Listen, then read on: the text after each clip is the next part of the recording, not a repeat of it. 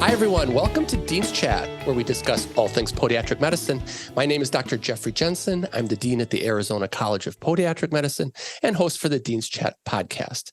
We have a really fun interview for you today. I'm going to be doing a work-life balance series, if you will, and this is my first episode. And the reason I'm doing this is because every year I talk to my current students and I talk to prospective students about work-life balance in podiatric medicine. And what I typically tell them is you can get anything you want out of this profession. You can work 18 hours a day in an academic health center, or you can move to the North Shore of Oahu and surf every day and have a part-time practice. So with that in mind, my guest today, Dr. Brad Rutnick, is living proof that you can have it all. Dr. Rutnick did his undergraduate work at Bowling Green. He went to the California College of Podiatric Medicine. He's completed his residency at the Naval Hospital at Camp Pendleton. Dr. Ruetenik is board certified by the American Board of Foot and Ankle Surgery, and he currently works with the residency program at Scripps Memorial Hospital in Encinitas, California. Dr. Ruetenik also practices in Encinitas, and he also still works with Camp Pendleton in the orthopedics and podiatry department. When Dr. Ruetenik isn't treating patients, he can be found sailing and racing sailboats around the world. Welcome to Dean's Chat, Dr. Ruetenik. Hello, Dr. Jensen. Good to see you. It's great to see you. Brad, as you know, this is fireside chat environments. We go by first name. So Brad and Jeff for the rest of the interview. How's that sound? I can do that for sure. All right. Sounds good. So Brad, what I really want to do is talk about your sailing career. But in order to set the stage for that, I thought we'd just touch on podiatric medicine for a little bit. My first question to you is, how'd you find out about podiatric medicine and what made you decide to enroll at the California College of Podiatric Medicine? Oh man, that's a long time ago. But I had a pre-med degree from Bowling Green and wanted to go into sports medicine. And I didn't even know what podiatry was until like my sophomore year of college, I think. And like somebody said, "Oh, you should check out podiatry." And I was like, "Oh man, I should at least look at what it is so I know what I'm talking about." And then the more I looked at it, they had done a study, I think in the early 80s. I don't remember, it was Podiatry 2000 or something like that. And it showed how podiatry was an up and coming field and going to be, very big in the aging population and stuff. And then as I looked into it a little bit more, seeing how the biomechanics tied into it, I was like, oh man, this ties into sports medicine really well. And then the surgical side of it too. So I finished undergrad and moved out to San Diego and was here for a little while. And I had to pick up a couple more classes and then interviewed at a couple schools, and as I got accepted to the schools, the CCPM, the California school, just was far and away better biomechanically at that time. And so I thought that made a lot of sense to me. So I went ahead and went up to San Francisco, and that's when I kind of ran into you and Steve and Dick and all that group. It's funny. We all kind of have that same path.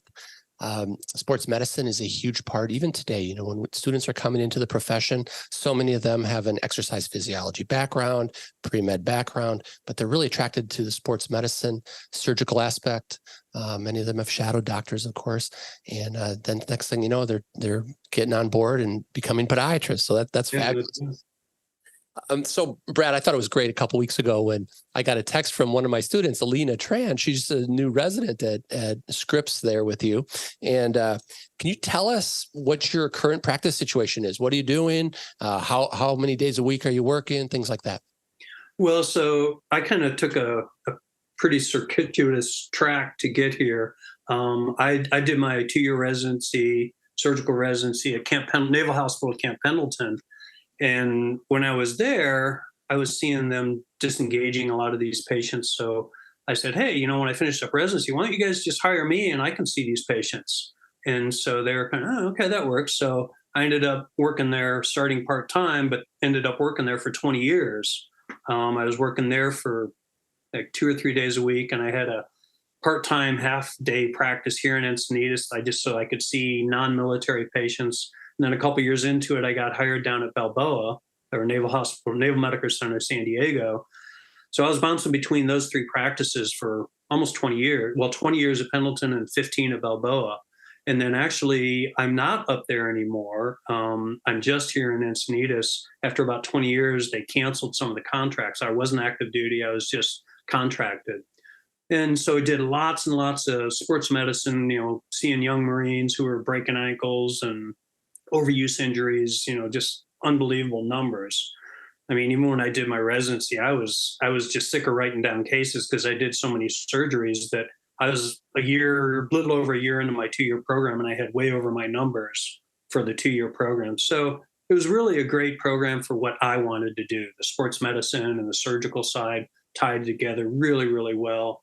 And it was a great learning experience. I was in clinic every day seeing young Marines and older retired patients. So it was a big mix of patients. And then when I started working in Encinitas back in 13, 14, I'm here full time now. It's a private practice, so it's definitely a different population. But still seeing a lot of the sports med stuff, and my name's gotten out with the background of running and triathlons and stuff that we used to do. Eventually that's kind of gotten out into the community. So I'm getting a lot of referrals from, the running community, and the triathlon community isn't as big now as it used to be in San Diego, but still see a lot of those guys and bike racers who come in, with stuff. So still seeing a lot of that stuff. And it's very enjoyable for me. That's great. I'm having some flashbacks here, Brad, to like doing breakers as a centipede and drinking beers. Didn't you and I run the Napa marathon Yeah, we did Napa. We did a bunch of those, man. I can remember, I think more fun. I remember more the being up and, running on Mount Tam and doing the Muir woodland or headlands, Marin headlands, Muir Woods.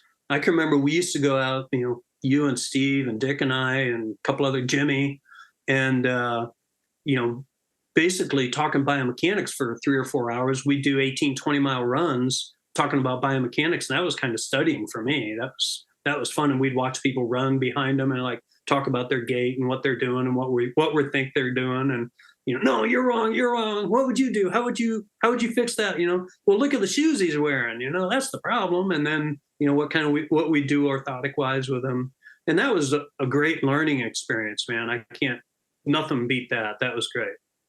When we were doing those runs, we had little 3x5 cards and we had all of our notes, and we all took a chapter and grilled each other while we were running. Yeah. That was kind of nerdy, but it was kind of fun. It was great. Not a better place to run out in the Marin Headlands. I know, you go from the concrete jungle of San Francisco to Marin County is just beautiful. Yeah, right across the bridge. It was gorgeous. Those are some great times. And, really podiatric biomechanics, its roots are in San Francisco. Oh, yeah. It's like California is like the Hall of Fame for biomechanics. Well, I use this story every once. I can remember sitting in first year of school, and John Weed's up there, with his arms doing this thing, saying forefoot to rear foot, this, that, and everybody's kind of half glazed over. And I thought I was a complete weirdo because I started to understand what he was talking about. And I was like, oh man, I'm in trouble if I'm getting this guy, but he was so cool to listen to. And then, Jack Morris and Chris Smith and Rondell Massey and Kirby and Rich Blake, I saw your thing the other day, and all those guys were above us, and that's who we learned from. Palladino and all those guys that ran a lot, so we related with them, in that respect. So that was super cool. It was super cool, and it was really fun being down in the lab making orthotics. And I think I still have got some rotor in my lungs. Yeah, I worked in the lab for like a year and a half, making orthotics for other students and stuff too. So I actually worked there in a work study program thing, and I learned a lot there. When I was a resident, I actually started a little orthotics lab to try and make some extra money. And so I was making orthotics for the first 5 years of my practicing, just making orthotics for other docs. And I was doing a lot of the Pendleton orthotics at that time, and, just making a little bit of money. I think I charged $50 a pair or something like that, if that. Right. No, I hear you. It was still good though. Yeah. It was. Those are good times. All right, Brad, let's shift gears now and let's talk about sailing. I'm a neophyte about sailing, so I'm going to ask you lots of questions, but the listeners probably have the same questions. Yeah. First of all, where did you learn how to sail? How did that get in your blood? Oh man, I grew up on the Great Lakes in Ohio, and we grew up on a farm on the water. And some of my first memories are being down on the beach, We were either water skiing when it was smooth or sailing when it was rough, or later in the afternoon. My mom grew up sailing, and I probably was 3 or 4 when I started sailing. So I've sailed all my life. The little town that I grew up in was a sailing town. That the high school mascot, we were called the Sailors. And so it was a real small sailing town. And I went to sailing camp, for 4 or 5 weeks out of every summer for probably 6 years. All through high school, I raced all summer on the weekends, a couple nights a week or something.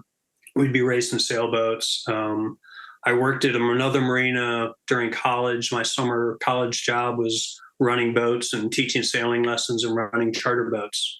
So I've sailed, like I said, since I was a little kid. Mostly racing. I sailed a lot of catamarans, Hobie Cats, and stuff off the beach growing up. Raced a lot of one design, miniature ocean racing, Morrissey, IOR back then. And it was always kind of weird because when I was an undergrad, I had this pre-med degree in biology. And in the summer, I'd be running boats and sailing, and I'd get asked a couple different times to take a boat to Florida for the winter and run it down there. So that was kind of the early pro sailing stuff. Well, I was so close so many times to just bailing out of school and going and doing that. But I kept saying to myself, what am I going to do when I get old and I'm 40? Really old. So I just said, no, I'm just going to keep putting my head down. I'm going to go to school. I'm just going to keep doing it. And so I kept going to school, and I was that way with both sailing and ski racing. I was a ski racer too. I went to a couple of years of a ski racing academy. And I was actually at that point, I was probably closer with the skiing of bailing out and just being a ski bum, or go and be a EMT or something and do a ski instructors or that thing. And so it was both of those tearing me both different directions. I said the same thing each time. It's like, just put your head down and keep going, man. I can always peel off and go ski, or I can peel off and go sail. So that's kind of what I did. And when I was in school up in San Francisco, I met you and Steve and Jimmy and everybody. I sailed a tiny bit during that time, but I was really doing more triathlons and running. So we either in school studying or going for long runs, up in Marin, or long rides at that point too. Right. So over the last 15 years or so, since the advent of Facebook, it seems like every so often I'll open up Facebook and I see you somewhere in the world racing, right? And you're leaning out over the water, and there's smaller boats. But what I'd like to first talk about, you did a Trans-Pacific Ocean sailing race, right? On a big boat? Yeah, I've done 4 of them, actually. Oh my gosh. Can you tell us about that? Yeah. Just kind of pretend we know nothing and start telling us about how you put. Well, so there's a lot of kind of world famous ocean races around the world, and there's probably 6 or 7 of them between Australia and England and Italy and the East Coast of the U.S., West Coast. So the West Coast race is called Trans-Pac or Trans-Pacific, and it's I think they just had I can't remember the numbers, the 50th or 60th, 70th running, maybe. It's every other year. And so, boy, when was it? I think the first one I did was like in 2009, and it was on a 70. It's called a sled. They're usually 68 to 70 feet long. Built actually in Santa Cruz originally. And then it's kind of the perfect boat for downwind sailing. So a lot of the West Coast races are either from SoCal down to Mexico. I've gone to Cabo probably 10 times. I've gone to PV 3 or 4 times, Puerto Vallarta. And those are kind of practice races for Trans-Pac, because those are 800 to 1,000-mile races. And then Trans-Pac's 2,500 or 2,250, I think. Wow. And so it's from LA to Honolulu. You finish at the Diamond Head Light. So it's a line from the Diamond Head Lighthouse out to the Diamond Head Buoy. So it's on the 70s, it's about an 8-day race. You start off LA, you go around the west end of Catalina and take a left and send it to Hawaii. So that's kind of the one mark. I started with a bunch of buddies here in San Diego that I had sailed with a lot.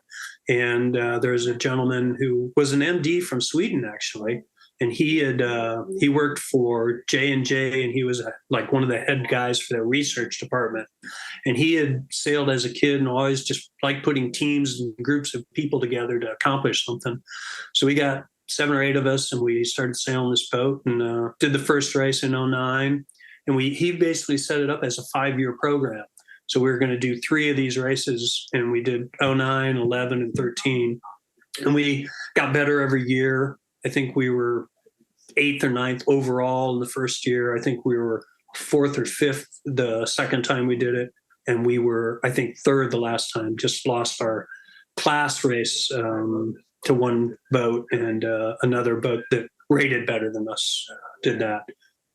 How many boats participate in a race like that? Oh boy, Trans-Pac, usually you start over a 3-day period. The slower boats start, on Tuesday, and the faster boats start Thursday, and then the fast boats start Saturday. So they try to compress it so that everybody's finishing a little bit closer together. I mean, some of these boats are going for 2 weeks, and the fast boats, are 6, 7, 8 days. Buddy of mine did it on a 60-foot trimaran, and they set the record at 4 days and 12 hours or 17 hours or something. And these guys are they're full rip going, they're going 35, 40 knots sometimes. And so that was a real cool boat, but that's very different than what most people sail. So yeah, there's probably, I don't know, I can't remember the numbers. There's maybe 100, 120 boats total do it, but I don't remember the numbers offhand. So how does that work when you put a team together? You train together, you do small races together. How do you allocate what are the responsibilities? Well, and offshore racing, you got to be able to do everything. Everybody has to be able to do everything because you usually team up in like a group of 2, and you're on for 4 hours and off for 4 hours and on for 4 hours and off for 4 hours for a week straight. Wow. It's not like we throw the anchor out and sleep at night. We're going. Right. And so it's funny because you get that question, well, what do you do at night? You keep sailing, Right. So certain people, you have your all hands position, and you're maybe more specialized at one spot or another. There's bow guys who change the sails up in the front, but we all have to be up there and go do stuff. If stuff goes bad, we have to get up there and get sail down. You've got pit guys who run all the lines and stuff in the middle of the boat and kind of communicate things. You've got trimmers who trim the sails. I'm kind of a trimmer driver mostly. So I trim sails, both jibs going upwind and spinnakers or kites going downwind. And then mainsail trimmers, there's runners, there's all kinds of different spots. And then some guys drive a lot more. There's usually a navigator who floats around, and he's really good at, putting the boat where we need to be. We're looking at weather the whole time. And literally at night, you get these downpours and squalls, and you're looking for these clouds and these storms, because if you hit it right, you'll get a 35-knot puff and be gone. Or if you get on the wrong side of this squall, you can sit there for 3 or 4 hours, not going anywhere, just drifting. So we're looking for these lightning bolts. And if we get on the right side of it at night, we're gone. If we get on the wrong side of it, we're kind of screwed. So the electronics are a significant part of the trip, I imagine. Yeah. There's a lot of instrumentation is really good. It's changed a lot. The first race we did, you were still required to do star shots with a sextant. They've since alleviated that, GPS type stuff. You can go anywhere in the world now and know where you're at within a meter or less. And so electronics have changed a lot. We had satellite phones and stuff to get information, or weather grids and stuff. Now there's a new thing called Starlink. So you can basically be on your internet, or you could be working, if I didn't have to see patients, I could just phone it in, I could do these races and be on my computer working all day. And a lot of the guys that do that, Sure. Oh, yeah. That's interesting. So when we're working with this team, what are the things that can go wrong? What's a hairy experience you've had? Yeah, a lot of stuff can go wrong. I mean, the really bad stuff, keels fall off and the boat lays over and stuff. And, boats go down. There's one of these 70s, not this last 2 Trans-Pacs ago, I think, maybe 3, hit something, an unidentified floating object. Those big ships with containers out there, they dump those things off a lot. And so there's a lot of stuff out there that you don't want to hit, that you can hit whales and stuff. And and you can knock the keel off and the boat sinks. And Wow. so one of these 70s sank, I think the last two Trans-Pacs ago, or maybe 3 it was.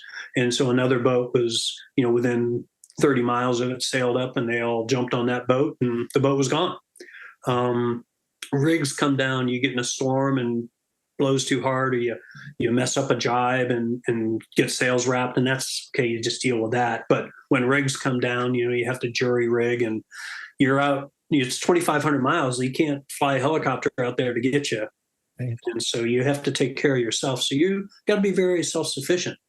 So bad things can happen, but that's kind of what's cool about it too. It's just like, your days of climbing and stuff, bad stuff can happen there, but that's part of the challenge of it. And you got to take care of yourself. No doubt. That's great. This is kind of an elementary question, but like, what do you eat on something like that? Not well. The big cruising boats, man. I mean, they have wine, happy hour and stuff, when we weren't on that program. I think the last time we went on the 70, which was the third race we did, there were 10 guys on the boat, and we had 72 or 75 pounds of food. So it's almost all freeze-dried camping food, from REI or something like that. So you basically have a big pot, you heat up water, and you pour some hot water in a little pouch, and you have a spoon, and you eat it, and off you go.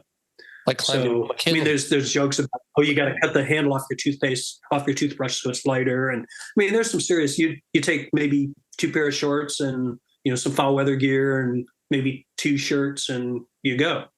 And wow. So you get off the boat at the end, it's not a good smell. I can imagine. So what kind of swells do you go through? I mean, I can only imagine how big the waves are. Yeah, it's interesting. You get offshore here, and the first couple of days are no fun because you're going a little bit upwind around Catalina, then you turn left to go a little south, and there's a way to do the race. It's called slot cars, and there's like 3 sections of the race, and you have to set all this up through your navigator and what the weather is going to be that day. But anyways, the second and third day are usually pretty bad. You're reaching, meaning this wind's coming across the side, and it's a bumpy ride. It's no fun. But then the wind starts to back or coming around behind the boat as you get further offshore, a couple 300, 400 miles offshore, and you start to, in the 4th to 5th day, get into the trade winds, and it starts getting a little nicer out. It's not overcast, and it gets a little warmer, and you start peeling off layers of foul weather gear, and the waves start coming in behind you. And then the very end of it, the last day or so, you're coming into Hawaii, and you're going across the Molokai Channel, and it's blowing pretty good usually, 20, 25, and big waves. And these boats, they're awesome because they get up and surf. And so you'll get on waves, and you're surfing, carving down these waves, and the sails will go light. And that's part of the fun about the reason you do the race, really, is the last couple of days. But they'll get up and surf. So, I mean, the swell, you won't see much more than 15 to 20 foot waves, probably 15. But, if you're in front of a squall or something, it can get pretty bumpy. So does anybody get seasick, or are you all? Oh, yeah. Oh, you do anyway. Yeah, I mean, people do. Sometimes, some people, and even sailors have been around forever. Sometimes it hits. I'm pretty fortunate. I haven't gotten sick very often, but sometimes it hits, A lot of times people would use scopolamine patches the first day or two and just kind of get acclimated. And then once you get going after a day or two, it's usually not too big a deal. But some people have really bad seasickness for days and get dehydrated, and it can become a real problem. Oh, I can imagine. I need Dramamine and scopolamine patches on Lake Erie, when I go walleye fishing. Come on, Lake Erie is not bad. I can say that because I grew up on it. It's funny because these guys out here, they'll think, oh, lakes, that's nothing. Well, a bunch of them go back there and sail now, and they're like, wow, that's a lot of water. Oh, yeah. Like, it's as much water as you can see out here. Right. And it changes way quicker. I mean, we know what's coming here, a week ahead of time. There, it can be an hour later, and it's 6-8 foot waves from pure glass. So I don't know if you've seen that when you're walleye fishing up there, but it can come on quick. When we see it coming on, we get off the water. Yeah, you gotta be quick. And if you're in those bass boats, you can get out of there quick. When you're a sailboat, you're kind of stuck. Oh, that's a good point. Yeah. One last question about the Trans-Pac races. How do you put the teams together? Like, are you chosen, or are you buddies, or how does that work? it's kind of a little of everything. Some people will, volunteer and stuff. I refuse to go unless it's people that I know and have sailed with a lot. Right. And I'm fortunate enough that I get asked to go on pretty good boats, and I won't go on boats that I don't want to be on or with people that I don't want to be on. It's not worth it. It's no fun. If you're full pro, you kind of got to go do what you got to do. I'm fortunate I'm not. I can kind of pick and choose and say I want to go or I don't want to go. And you run into people that you want to sail with and people that you don't want to sail with. And that's fine. It's like anything in life, some people you get along with and some you don't. Yeah. But yeah, you kind of, your name gets out there and you get asked by more and more people, and I turn down a lot of stuff. And, if it's a good group and a good boat and it sounds fun, I'll go. I didn't go this last year. I got asked from 2 or 3 different boats. And the guy that I sailed with 2 years ago, we won our day in Trans-Pac. He sold his boat and decided, I'm going to go to Europe next couple of years. Are you interested in going to Europe? And that's what we talked the other, when we ran into each other. I think we texted or something. I don't know what it was. But I was in Italy this spring a couple times and in France. And so I go back to Malta in, I think, October. And so it's been really cool. It was like I can go to Hawaii again, or I can go to Europe and hang out over there a couple times. And it's always good to be on OPBs, other people's boats. You don't have to pay for it as much.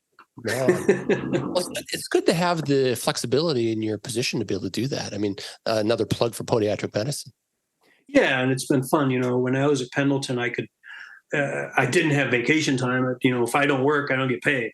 Sure.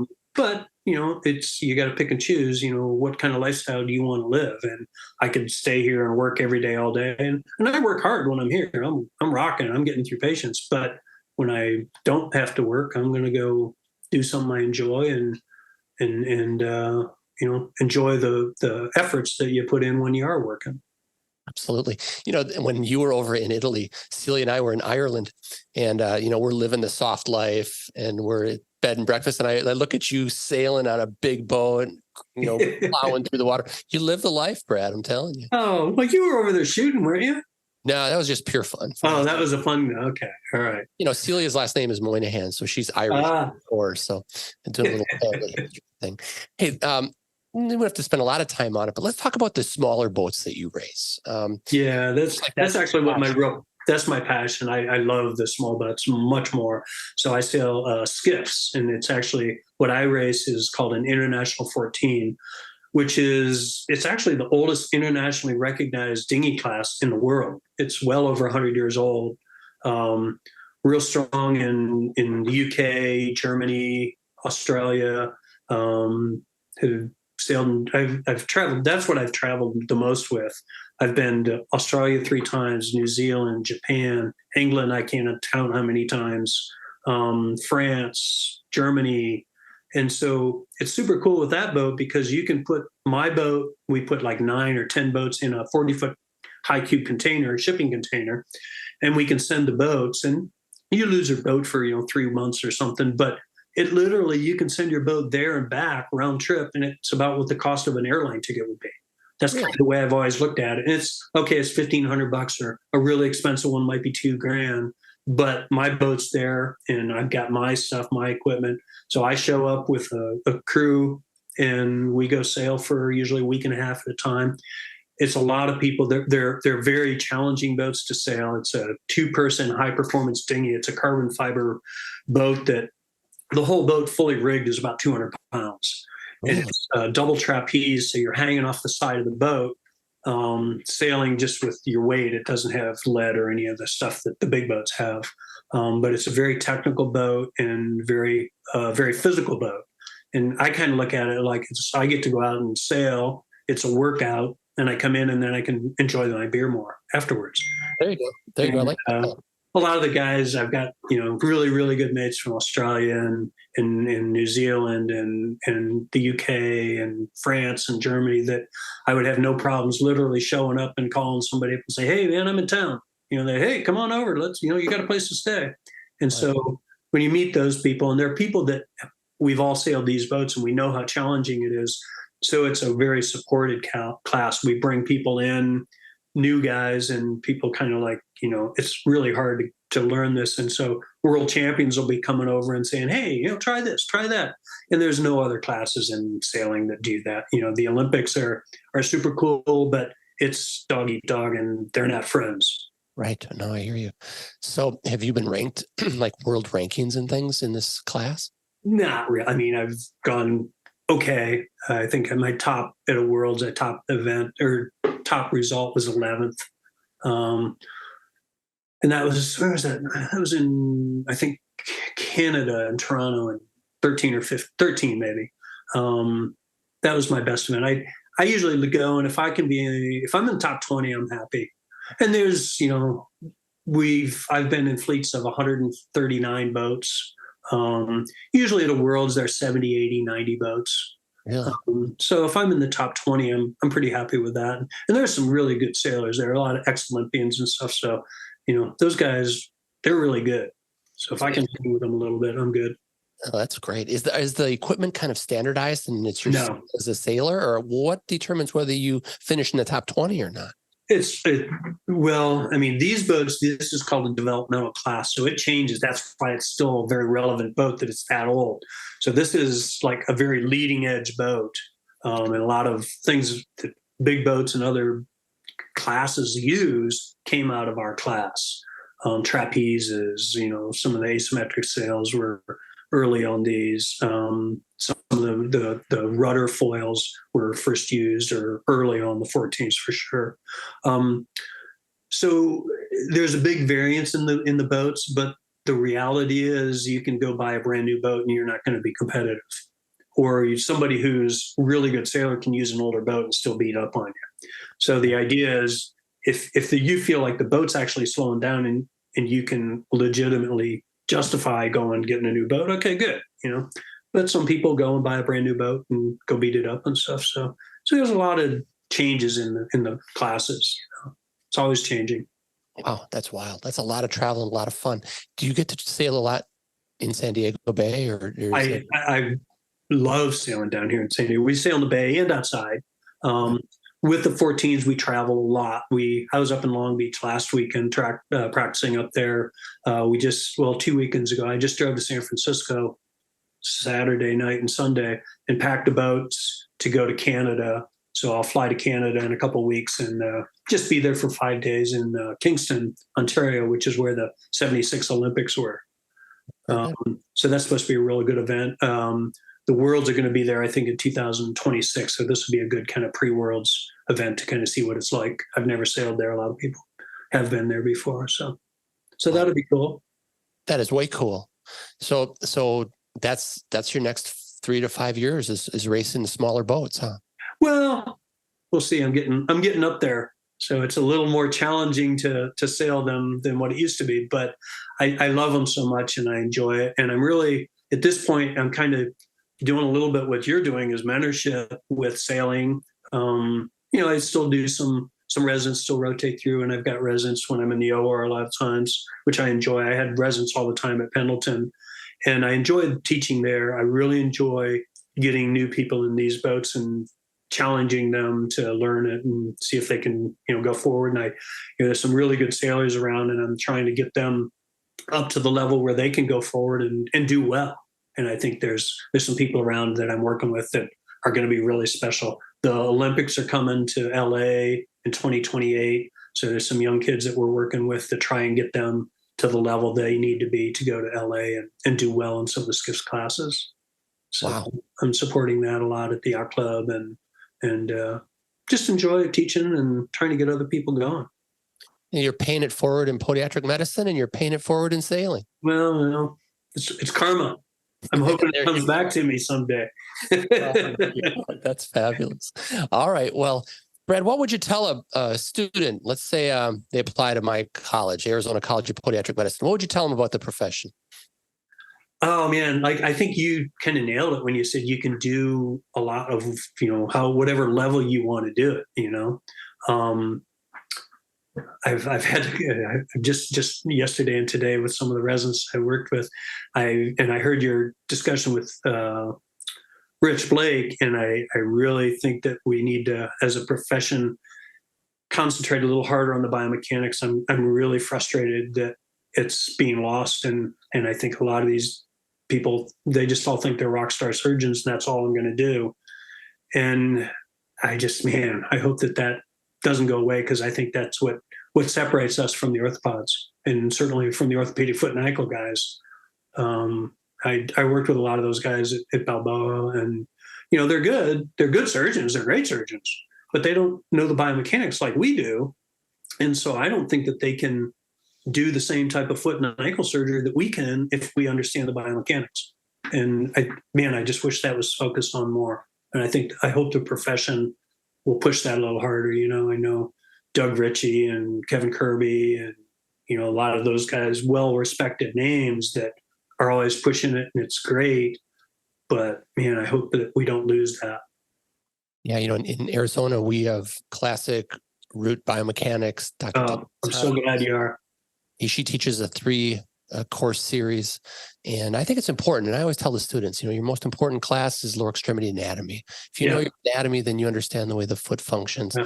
And then once you understand the way the foot functions, you can apply that anatomy and be a good surgeon. So, do you remember what Jack Morris used to say? You have to refresh my mind. I can't probably say all of it on air, but you got to know your anatomy. And I hear that all the time. And I say it to the residents in the OR. I was like, well, what's this? And I was like, oh, I don't know. I was like, well, then get out of here. You don't know it. Why are you in here? No, I'm with you. Surgery's applied anatomy. There's no doubt about that. Yeah, no doubt. Absolutely. Well, thank you, Brad. And hey, thanks for jumping on the podcast and your experiences as sailing. And next thing you know, we'll have to have another podcast and bring you on and talk about downhill ski racing. Yeah, that was a passion. I don't get to do it as much as I used to here in San Diego, but I still love that. You're going to have to get Steve to do that. He's been skiing a ton. Absolutely. No, I look forward to getting him on too. Boy, it's so great to catch up with you, Jeff. I really appreciate it. Miss our long runs. Oh, me too, Brad. We were together, 2 years ago at the Western. We had a couple of fun. So that was good. I look forward to seeing you too. Yeah. All right. Well, hey, thank you so much. And thanks for sharing your expertise and your passion for sailing. I think the listeners will enjoy it a lot. All right. Thanks, man. Tell Steele hi, okay? And I will. She's right here. And Brad, I'm going to send you one of these Dean's Chat cups, so you can drink. Oh, nice. On those long overnight Trans-Pac. Yeah, exactly. I have to put a sippy cup top on it, though. Yeah, it's a little heavy. You might have to cut off the handle, right? All right. Well, hey, to all of our listeners, if you're listening on Spotify or Apple Podcasts, please give us a 5-star rating. If you're watching on YouTube, please become a subscriber. And until next week, cheers, everyone.